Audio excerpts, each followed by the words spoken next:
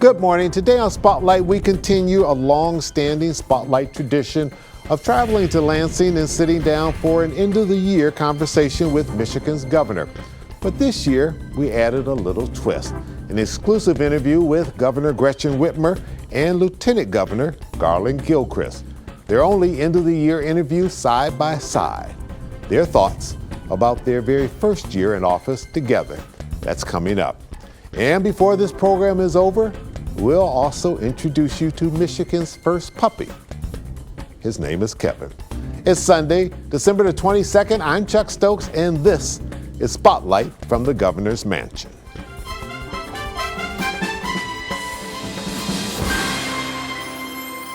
Governor and Lieutenant Governor, thank you for sitting down with us. It's good to have you. Beautiful backdrop here. Let me ask you, at the end of your first year in office, fill in the blank for me. I'll start with you. The state of Michigan is? Strong, determined. I think the most important state in the nation is the whole world's going to look to see what's going on in Michigan as we go into the presidential election next year. Lieutenant Governor? The state of Michigan is proud. We're hopeful. As I've spent this year going to travel all across the state, I've met so many people who are so just hungry and ambitious to do big things in the future. They're proud of their families. They're proud to be Michiganders. And so I'm excited to serve them and work with them going forward. You're a team. This is a big job. Obviously, you have to divvy up things so that you can get everything done. Governor, if you had to look back and say what you're proudest of that you accomplished this year, what would it be? Well, in the first 5 months, we got auto no-fault done. That's something that had vexed previous administrations. We got it done. Consumers are going to feel the benefit of it going into next year. I think that choice, protections from discrimination, these are the hallmarks of what we did, and we did it in a bipartisan way, and no one thought it could be done. We did it in the first 5 months. It's not perfect, as the majority leader said, but this is a big step forward, and we're going to continue that walk as we address numerous issues. You know what's on my mind. It's more jobs and more investment in the mobility sector than any governor in the last 30 years. Most of these career paths require only some sort of a certificate or a credential, apprenticeship, or 2-year degree or certificate. But not enough Michigan students know that. Not everyone has the same path, but every single person in the state deserves a path to prosperity and dignity in their work. We have a cabinet that is representative of the great diversity of this state, chock full of experts who are doing important work every day. So I really think that we've set a tone that shows in Michigan, we're going to stay focused on problem solving, and we're not going to go down the route of toxicity that we see emanating out of Washington, D.C. every day. Mm-hmm. Lieutenant Governor, same question for you. Of the things that you really worked hard on, what are you most proud of? The biggest one has to be the progress we've made on criminal justice reform. So I've had the honor of serving as the co-chair of a task force on county jails and pretrial incarceration. We've worked really hard with a bipartisan group of 21 professionals and experts from the legislature, law enforcement, judges, victims' rights advocates, and we've come together on a set of recommendations that we're going to announce in January that we're very excited about to help really bring some sense to the county jail system. So many people are locked up. Really, they need mental health services. They need services for substance abuse, and we need to make sure that we are actually not keeping people in jail because they don't have enough money to get out of jail. We have a 2-tier system. People who can afford to pay bail go home. People who can't afford to pay bail are stuck in jail. ACLU Michigan's Deputy Legal Director Dan Koropkin laying down the basis for a federal lawsuit filed against Detroit's 36th District Court for its bail system. It's just one cog in the justice system wheel that Governor Whitmer hopes to improve with Executive Order 2019-10, creating a task force to look at Michigan's jails and pretrial system that the ACLU says is broken.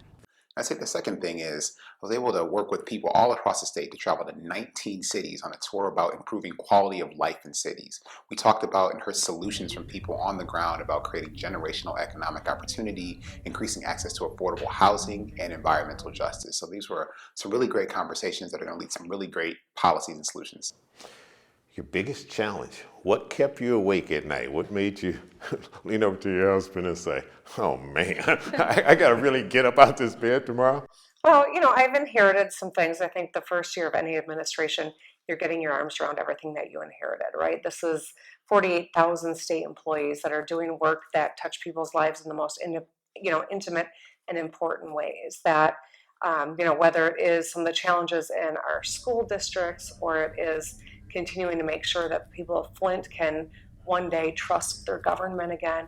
These are the things that I think I remain concerned the most about. And I did what I said I was going to do. I introduced a plan that would have fixed the damn roads. The legislature did not embrace it, to put it lightly. Governor Gretchen Whitmer campaigned on the promise that she's going to, quote, fix the damn roads. We have been asking her how. Today, the governor shared her plan as she spoke before the House and Senate Appropriations Committees, laying out her budget proposal. And I have a plan that will get us to 90% of state roads in good and fair condition by 2030. It is the first time she has shared a full plan. During her campaign, Governor Gretchen Whitmer didn't give details as to how she was going to fix the roads, but she did say how she would not during a debate with her opponent, Bill Schuette. Gretchen Whitmer wants to have a 20-cent gas increase. It's ridiculous. No, it's not. It's nonsense, and you know it. Now get this. Her plan calls for a 45-cent gas tax increase. Ironically, Michigan's new auto insurance reform bill got signed into law today in the one place where it may be meaningless, Mackinac Island's Horse and Buggy Island, where no motorized vehicles are allowed. But it paves the way for the next big challenge between the GOP-controlled legislature and Michigan's Democratic governor. Does this open up the door to do what the governor has said has been her number one priority, and that is fix Michigan's roads and bridges? I think everyone in our state wants to ensure that we're fixing our roads, we're fixing our bridges. We're going to focus on the budget, we're going to focus on roads, and we're going to focus on ensuring that we have a responsible plan that we put on the governor's desk. That's our goal. Are you saying to them, okay guys, I played ball with you, now it's time for you to play ball with me? Absolutely, and in every conversation we had, it included the budget and it included a real road fix. So we've been talking about it all along. I think we're going to make some good progress and surprise people. We're going to just hit the concrete. So if you want to try, hit it here and then hit it hard down there.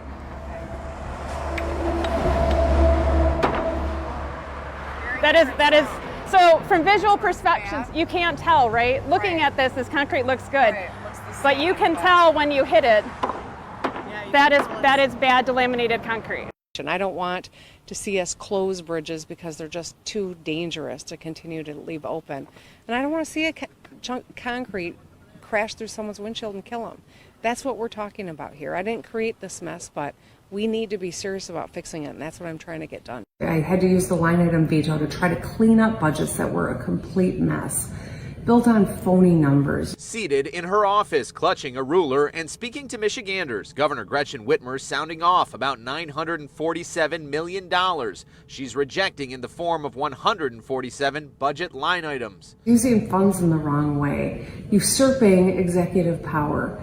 These are important things that I had to eliminate from these budgets. The biggest veto, $375 million for roads, she says falls far short of what's needed. She's urged colleagues to support a gas tax increase rather than drawing money from the general fund. Whitmer also turning down what she says is not enough funding for schools, public health and safety, health care, and other areas. So are we saying Democrats and Republicans are both who represent the people of this state, all 10 million plus, are not being truthful about numbers? Or are we saying one, the governor herself? One of the suggestions. Are you surprised that they played such hardball with you on that? Well, everyone in our state knows that roads are dangerous, and they're making it more and more expensive to be a driver in Michigan. The fact of the matter is, our infrastructure crisis is going to erupt again next spring, and people are going to be furious. And a legislature that says, let's sell some bridges, or that says, steal teacher pensions, is not serious about solving the problem. And that's, I think, been a frustration of mine.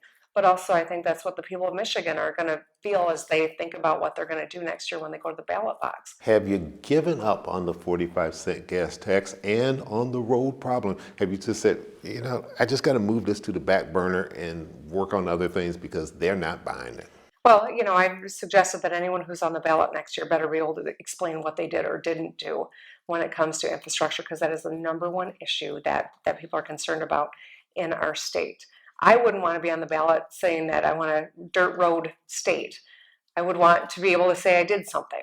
I did what I said I was going to do. I'm going to continue to press forward no matter who's in the legislature or what their philosophy is, because this is a problem that we're all paying the price for, and we're going to get it fixed. Coming up, the Lieutenant Governor's biggest challenge and Governor Whitmer on Michigan's economy and health.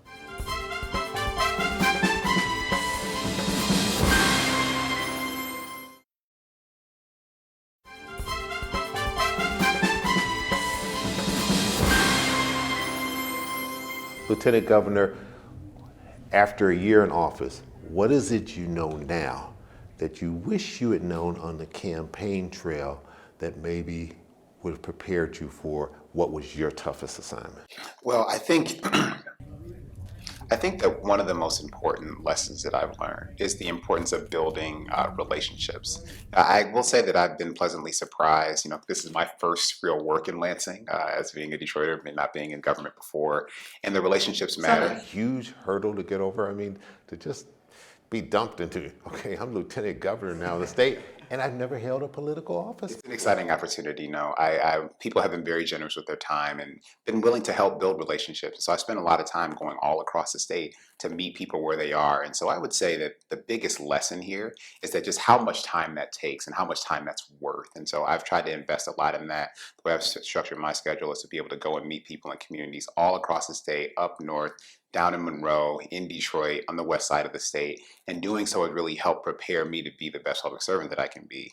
And one thing that I've heard in all those communities is that there are way too many people who still feel disconnected. They feel disconnected from other parts of the state. They feel like this part of the state is not worried about them or not concerned about them or not listening to them. I feel like our job as an administration is to bring people together so we can be better connected and we can move forward. This is a critical step in lifting Michigan families out of poverty and into the middle class.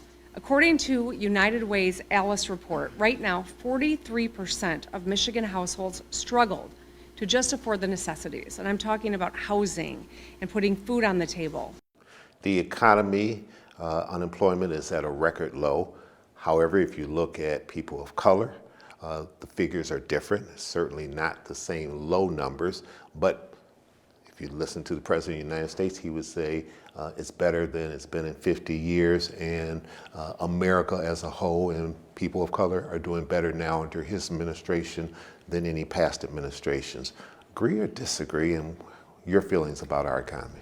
I would say, unemployment numbers are one factor, but if household income hasn't grown, and people are struggling to just get by, I think that's the most important measurement of whether or not people are doing better. We have a skills gap in Michigan. We've got a lot of good paying jobs that are going unfilled because people can't afford to get the skills they need just to get into them. That's why the work that we're doing on that front, whether it's the Michigan Reconnect or the My Opportunity Scholarship, is so important. They're hardworking, good people all across the state that have a financial barrier to getting skills. And those are jobs that are going unfilled that pay better. And so that's, I think, the most important thing that we can do as a state to elevate, to pull more people out of poverty, to ensure that there is greater opportunity in Michigan. The education of our children and closing the skills gap, that's how we ensure that we are stronger as we look at how economy can go up and down. The best recession-proof thing we can give someone is a skill. And that's how we make sure that Michigan's competitive and our economy is strong. So that's where we're putting a lot of our energy going into next year. There's great opportunity in China for Michigan businesses. And there is great opportunity in Michigan for China-based companies. Lieutenant Governor, you come out of the city of Detroit. We've seen a lot of movement this year on marijuana. We've seen movement and signing bills on sports betting. Vaping is certainly something that you have challenged. Is this the best type of economy for the city of Detroit?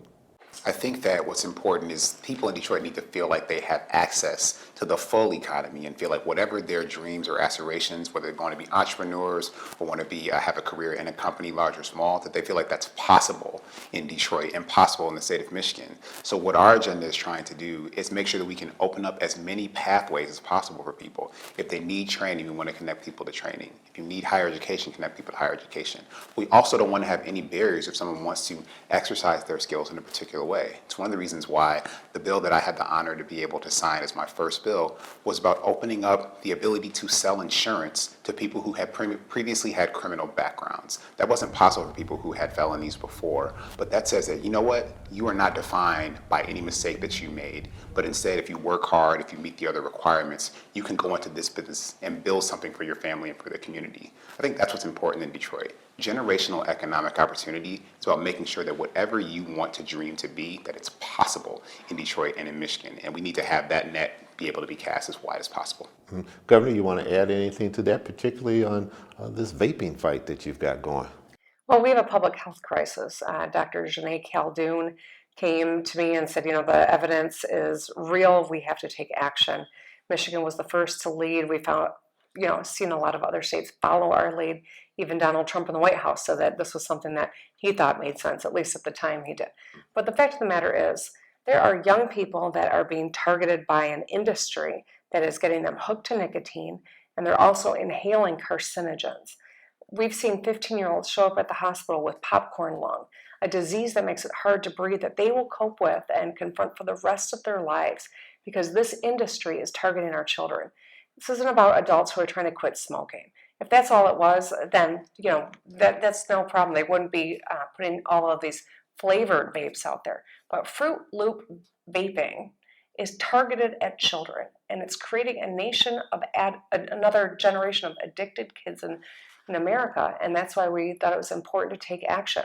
We're in court. We're going to continue to fight because I think in the wake of the Flint crisis, for any person on the bench to think that business should trump the health of our children is outrageous. And so we're going to continue to fight this battle because our kids' health is at stake. All right, we need to take a quick little break here. When we come back, we'll turn our attention to politics and the 2020 presidential election. Stay with us.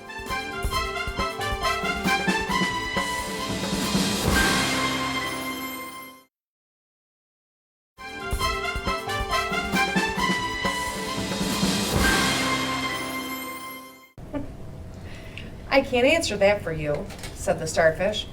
But if you go beyond the coral reef to a deep blue, to a deep cove, you will find the wise octopus. Maybe she can help you.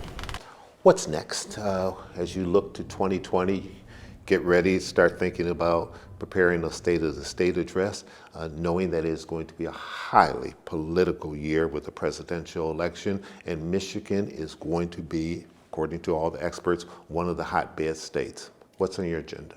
Well, I'm going to stay focused on the fundamentals. I think that's what my most important job is as the governor of the state, to solve problems for people, close the skills gap, continue to improve our education system, continue our efforts in cleaning up water and re-earning trust in government again. And yes, fixing the damn roads. These are the fundamentals. I've told every candidate for president to the State House of Representatives, if you want to do well, if you want to be a good public servant, if you want to run on something that people care about, listen to the people you serve. The people of the state are telling us that roads is one of their top issues. Legislature has not done anything meaningful on that front. I'm going to continue to push on that because I know that's what will make Michigan's economy stronger, will secure our pole position in mobility, and make our roads safer for everyone who travels them. Well, we heard it tonight, a yes or no question that didn't get a yes or no answer. You are making Republican talking points right now in this room. My son did nothing wrong. I did nothing wrong. Lieutenant Governor, can Democrats win back the White House if there's not someone of color at the top of that ticket or at least involved in the debates? Will that help people of color get out to vote, be enthusiastic? Sure. I think voters of color are smart. Voters of color realize that we need to have people who are responsive to the challenges and the opportunities in our communities. And yes, it's important that we see ourselves reflected in leadership, but it's also most important that we see ourselves reflected in the policies and the positions and the platform that leadership espouses. So we would love to have a person of color on the ticket, certainly, but if that doesn't end up being the case, I believe that voters of color are going to hold the Democratic ticket and frankly hold the president accountable for either their plans or their actions that they're taking on behalf of the communities. Real quick final question. We're right here in the midst of the holiday season. I think a lot of people, aside from policies and all these heavyweight issues that you have to deal with, they want to know, What are you going to do your first holiday as governor and lieutenant governor? Family plans? Yeah, I'm going to hang out with my family, and we're going to do a little bit of skiing, and we're going to get outside, and we're going to enjoy our puppy, who is 7 months old. They couldn't see him right now. Maybe we'll get some shots. We added to our family with a puppy, but the Gilchrist added a new baby. So it's baby Ruby's first Christmas. Baby Ruby's first Christmas. So her and my 6-year-old twin son and daughter, they're very excited about Christmas. The kids are excited to give the baby her first gifts. And so we're going to just hang out with family that morning and enjoy one another. Yeah, and I met your mother. She's full of enthusiasm. And all she talked about was that new grandbaby coming in. So I think there's going to be a whole lot of spoiling from grandma. Yeah. She's proud grandparent, just like I'm a proud daddy. All right. Happy holidays to the both of you. Either one going to any bowl games? No. All right. Next year when Michigan or Michigan State is playing for the championship, right? Right. I think we're all ready for basketball. We're all ready for basketball. Governor, thanks, Chuck. always a pleasure sitting Happy down holidays. with you. Happy holidays, Lieutenant Governor. Thank you so much for sitting down with us. When Spotlight returns, a preview of next week's Reporters Roundtable with 4 of my colleagues and the final Spotlight for 2019. We'll be right back.